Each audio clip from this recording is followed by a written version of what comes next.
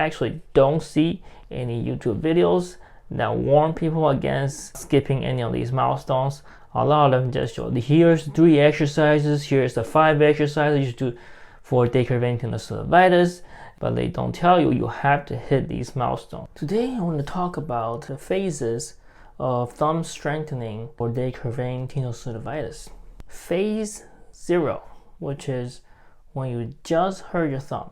You have a lot of pain, swelling, weakness. In this phase, you're actually supposed to brace your wrist and thumb to allow it to heal properly, for the inflammation to come down, to prevent further irritation and inflammation in the wrist area.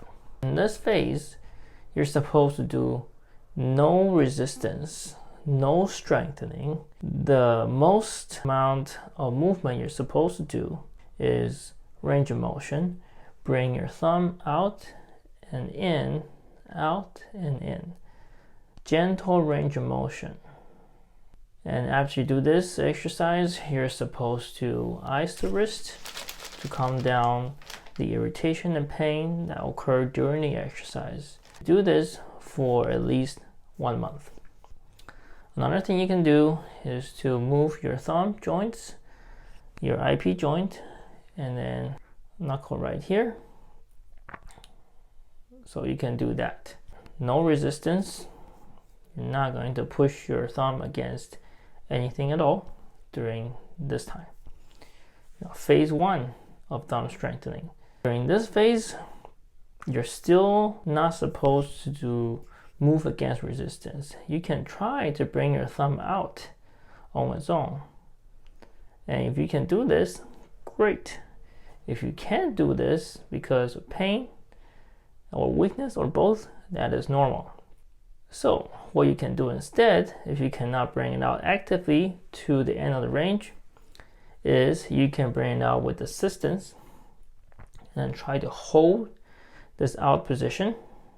Your thumb is going to want to come back to this position, which is more comfortable because it'll be more painful out here.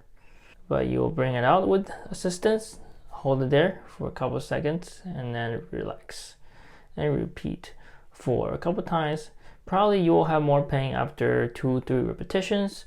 So you do that, rest, ice, and next day, try again. This is phase 1. This is a type of isometric exercise. Isometric meaning you're exerting force against some resistance without moving any body part. So when you're holding this position, the resistance you're going against is the tension of the muscle in your thumb adductors. And that's what's going to want to pull the thumb back in.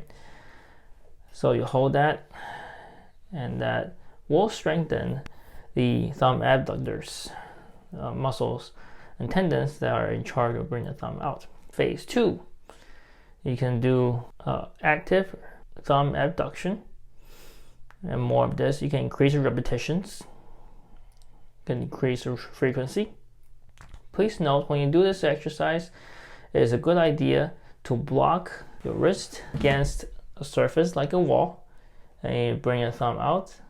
So this way, when you move your thumb out, you're not compensating with your wrist. A lot of times when you bring the thumb out, the wrist wants to compensate by tilting. What this does is the wrist moves instead of the thumb, and that does the thumb no benefit. So you block the wrist so the wrist doesn't compensate. You do your active thumb abduction. Phase 3, suppose that you hit this milestone of being able to bring your thumb out with minimal pain, minimal discomfort. Then you can add some resistance. You can use a rubber band. You can do an eccentric strengthening with a rubber band. What you do is you bring the thumb out against resistance, and then you slowly let the rubber band pull the thumb back. All right, so you bring this out, and slowly the rubber band bring your thumb back. This is an eccentric strengthening of the thumb abductor. And you can repeat that a couple times. The wrist starts to hurt, ice, and repeat the next day. You can use different resistance on the rubber band. So there's a thin rubber band, thick rubber band. Phase 4, resisted thumb abduction, just like that. It's a good idea to block the wrist against the wall when you do this exercise so that the wrist doesn't compensate. Alternatively, you can do the same exercise, whether eccentric or concentric, with manual resistance. Bring the thumb out and then slowly let the thumb get pushed back. This is your eccentric strengthening. Slowly let the thumb get pushed back. Your manual concentric is you push the thumb out and back. Push the thumb out against manual resistance. Those are the different phases of thumb strengthening for Quervain Tenosynovitis. Make sure you hit each milestone. First milestone, be able to hold the thumb at end range with very little discomfort. Second milestone, you have to be able to bring the thumb out to end range without resistance with very little discomfort. So these two milestones, very important before you decide to add any resistance. I actually don't see any YouTube videos that warn people against skipping any of these milestones.